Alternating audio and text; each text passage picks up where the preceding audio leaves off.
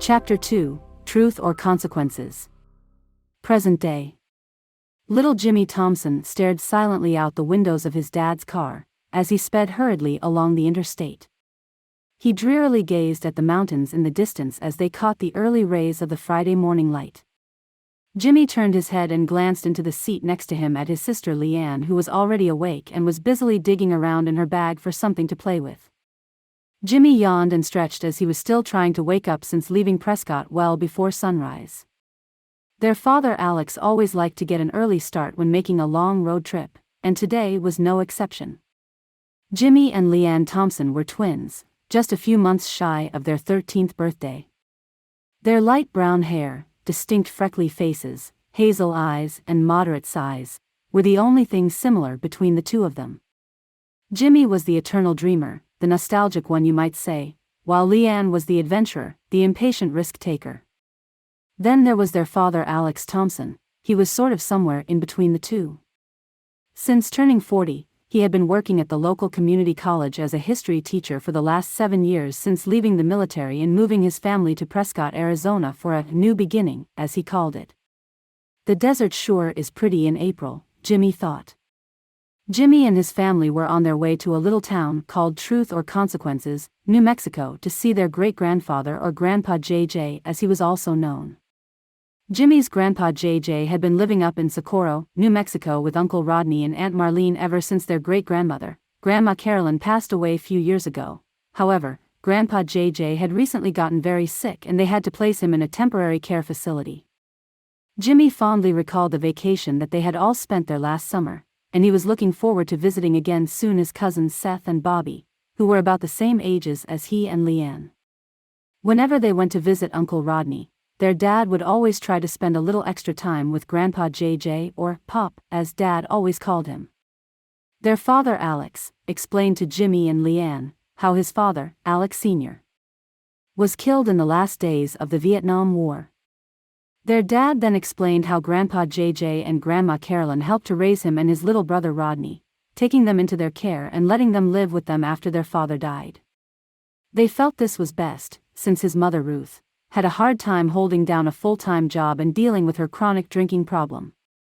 Grandma Ruth had died a few years later from liver problems, and Grandpa JJ and Grandma Carolyn became the only parents Alex and Rodney ever really knew. Alex had explained to little Jimmy that he had been named after his Grandpa JJ. Jimmy thought that was cool. He always liked how Great-Grandpa would tell stories about his years during the Big War, as he called it, and the days when he was growing up in New Mexico as a kid. He was over 90 years old now, but still had a very clear mind. He would tell them about how he helped the military work and develop the first atomic bomb. He also told them about how he had helped to design the atmospheric detonators for the gadget, as he called it.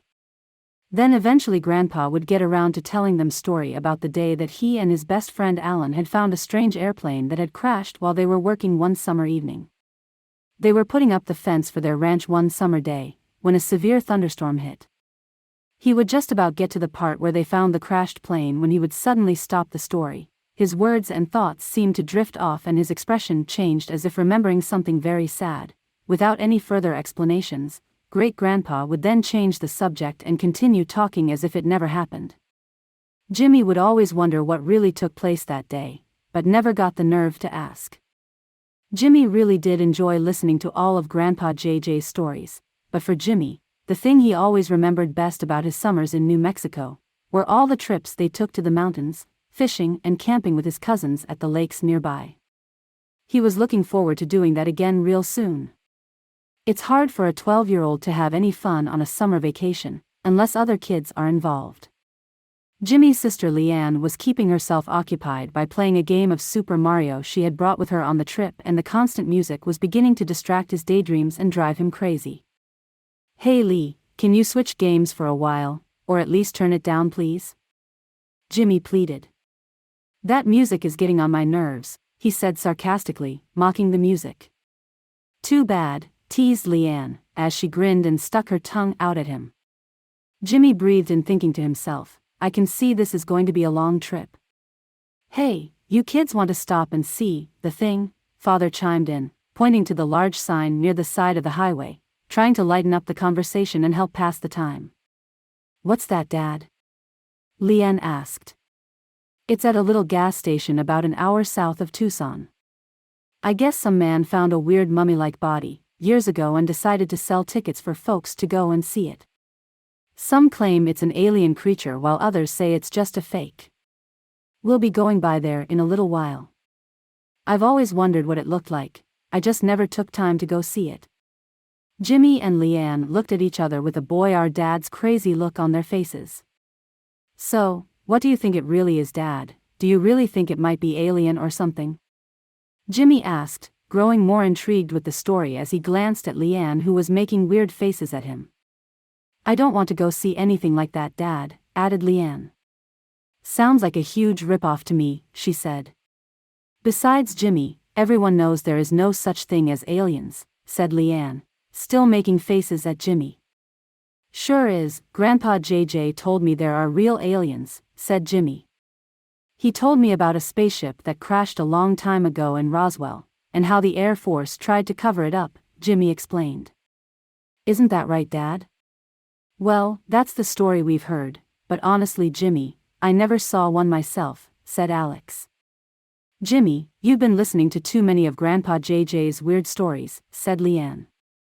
Jimmy gave Leanne his mean face. "Maybe we can stop next trip, Dad, if that's okay?" Jimmy suggested. "Besides, we know how worried you are about seeing Great-Grandpa." Jimmy looked out the window again as the sun was now rising up over the mountains in the distance. They shouldn't be surprised. Their dad always had a strange sort of fascination with oddities and the unusual. Perhaps it was due to Mom being away on duty so long this time, or maybe something else, but he did seem a bit preoccupied lately. "Hey Dad, when is Mom going to be able to come home?" "It's been over 4 months now," Leanne asked. "Lee, you know she told us this might happen, getting sent over to Afghanistan again. Remember she told us last year they might need her group again to help out," he trailed off. How badly he missed Rachel but understood and supported her sense of duty and also felt her sense of responsibility in doing her part to help.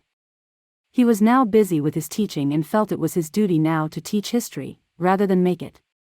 After all, he already fulfilled his duty and ended his military obligations long ago. "She'll be home soon, you guys. Last week Mom said they told her, maybe in August or September, and that's just a couple of months from now. We can wait a little longer, right?" He quickly tried to catch their eyes in the rearview mirror to gauge their responses and could see the disappointment in their faces. Inside he too was feeling just the same but smiled anyway. An honest, brave smile to cheer them up. He hoped it worked. "Mr. Thompson? Mr. Thompson. Good morning, rise and shine. It's time for breakfast and your morning dose." Nurse Chapman strolled busily into his room, carefully setting the medicine down on the stand next to his bed along with his food, and then proceeded with her usual morning routine. "Did you sleep well, Mr. Thompson?" she asked. "Sure did, or was at least, sleeping like a baby until I heard you come whistling down the hall. You interrupted my dream, you know." Jim reached over to the stand grabbing his reading glasses and the little cup with his medicine. "Did you happen to bring me some juice to wash these down with?" he asked. "Yep, it's right here, Mr. Thompson." Nurse Chapman reached around the bed for the juice she had brought in earlier in a small styrofoam cup. "Here you go, grapefruit juice. Thought you would like something different this morning." She smiled, gauging his reaction watching him take his pills and juice. "So, was it a good one?" she asked. "Beg your pardon," said Jim, setting his cup down on the table. "Your dream, was it a good one?" Chapman asked, with a slight, teasing grin. "Nope, because you weren't in it this time." Jim teased right back at her, and this always gave him immense pleasure. Jim figured she was probably one of the more experienced nurses on staff, looking to be in her late 50s or early 60s. Single, he later found out, but a bit too old for him, he often teased. There were other nurses in here from time to time, but Jim liked Chapman the best and she was pleasant company to have around. Good dreams or not, Jim didn't feel he could ever fully explain them to anyone. Besides, they came and went less frequently now than they did years ago. He knew well the source of the dreams and visions but had little control over their frequency or content. That source was now hidden in his desk, next to his bed, inside a box. A small mysterious crystal sphere, once given to him as a gift, now only served as a constant reminder of tragic events long ago. "I hear you have some family coming in from out of town to visit today, right?" Chapman asked as she busied herself with her usual morning routines, interrupting Jim's thoughts. "Your grandson Alex called yesterday evening and said they were coming to see you today. They asked how you were doing." She walked over to the window, opening the mini blinds to let in the morning sun. "So, what did the good doctor tell them?" Jim asked, curious about any developments in his health that perhaps he hadn't been aware of. "We told him that you've been making remarkable progress over the last 2 weeks, and we knew you would enjoy having visitors," Chapman said, with a wink on the end. "You know, you really have been doing much better. We just need to get you back up on your feet and moving around again, and having some visitors might be just what the doctor ordered," she said, pausing to look out the window. "Humph," Jim grunted a bit at the last part of Nurse Chapman's comment. A mild case of pneumonia, the doctors told him, could have been much worse, they said. It often seemed to Jim that his whole life had been a series of narrow escapes, timing, and damn good luck.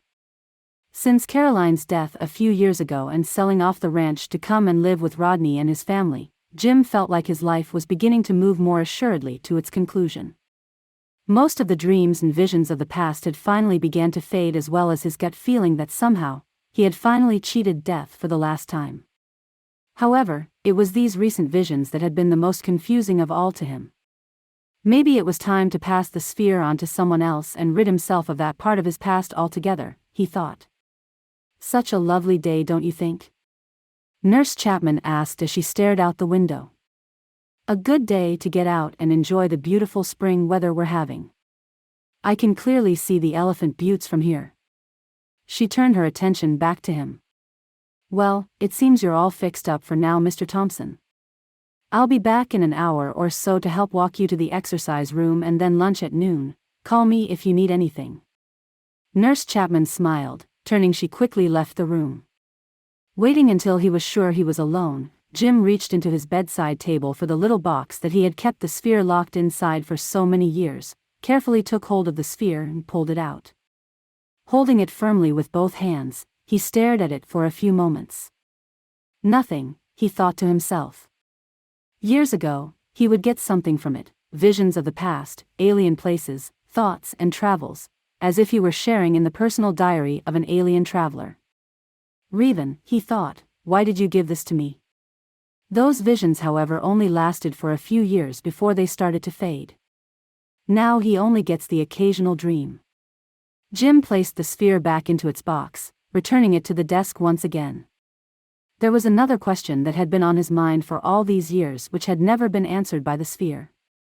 What happened to my friend Allen? It was hard trying to explain to the others what happened to them that day. Jim always felt as if some people never did fully accept his explanations for his friend Allen's disappearance. There were some who just accepted it and moved on with their lives, yet others, Jim felt as if they would always blame him for some wrong he had never committed, or did he? Maybe it was his fault, maybe he could have done something different. After all, he didn't have to go inside the ship. That decision would be something he would have to live with for the rest of his life. Jim never told anyone the truth, though. That would have been even harder to explain, perhaps even impossible. "Dad, are we going to spend the night at Uncle Rodney's?" Leanne asked, as she began collecting all her belongings in the back seat, intentionally trying to make some noise after she glanced over at Jimmy, who was still asleep. "What's that, sweetheart?" A preoccupied Alex glanced up in the rearview mirror. "Uncle Rodney's. Tonight?" "Yes, we are, as a matter of fact," he answered, shaking his head. He was getting tired and was ready to get out of the car and walk around a while. It had been nearly 2 hours since their last stop for lunch and they were almost there. "We're only about 15 more minutes from the care center. I figure we'll visit with Grandpa JJ for a little while first. See how he's doing. Then head up the road to Uncle Rodney's," he explained. "Do you think Great-Grandpa will be able to come and stay at Uncle Rodney's?" asked Jimmy, who had just opened his eyes. He was yawning and stretching at the same time, which made his voice sound funny. "Well, Jimmy, we'll see how Grandpa JJ's doing when we get there. He has been sick, you know," explained Alex. "I am sure, if he's up to it, that he would love to visit with everyone this weekend." Well. Look who is awake," Leanne teased. "And to think, you missed all the lovely scenery," she said as she motioned with her hands towards the windows. Jimmy just scowled at her as their father Alex pulled the SUV into the parking lot of the center a few minutes later, and the three of them went inside the main entrance of the center. "You two wait out here in the lobby, I'll check on Grandpa first, then call you in," Alex motioned to Jimmy and Leanne to have a seat. After checking in with the head nurse, Alex began strolling down the hall looking for Grandpa JJ's room. "Hey Pop. It's Alex, how are you doing?" Alex patted him on the leg softly. Jim opened his eyes and saw Alex. "Well, howdy son," Jim replied, yawning. "You caught me cat-napping." Jim looked around. "Where are the kids? When did you get in?" he asked somewhat expectantly. He was really looking forward to seeing them. "We just drove in a few minutes ago. We had get out and stretch our legs a little bit before coming on into town, you know. It's a long ride from Prescott." Alex looked around the room, then continued. "The kids are out in the lobby, told them to wait there for a minute." Alex explained. "We'll go out and get them, bring them in here, I want to see them. I'll bet they've really grown since I saw them last summer, haven't they?" Jim asked and motioned to the door. Alex nodded and left to go get Jimmy and Leanne. When Alex, Jimmy and Leanne returned to the room, Grandpa JJ was sitting up in his bed waiting for them.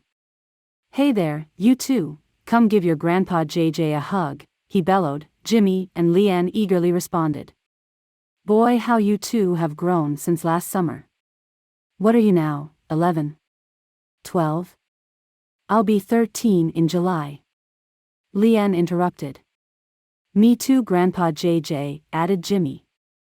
"Wow. Almost teenagers, I see." Looking at Alex, "You got your work cut out for you now," said Grandpa JJ. "So how are my favorite grandkids doing these days?" he asked. "We're okay. How are you feeling, Grandpa JJ? We heard you've been sick."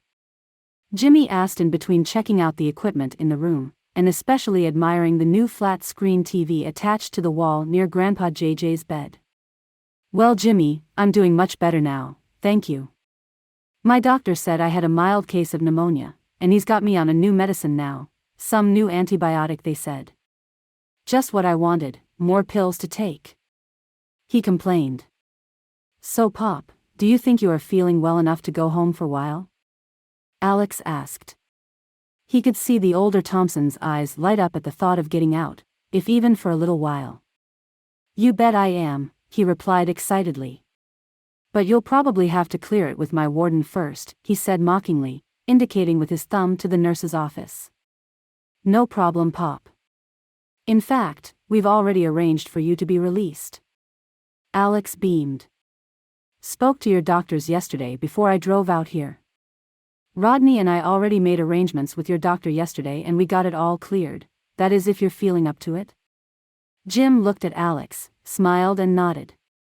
"Well then, let's go get your stuff packed up and you can ride with us up to Rodney's place for dinner tonight." Alex smiled. Almost immediately he could see Grandpa JJ's mood lighten considerably. You've been listening to The Thompson Sphere by David E. Farmer. Also now available on Amazon's Kindle. Hope you enjoyed this. Stay tuned for more chapters coming soon. Have a great day. Bye-bye.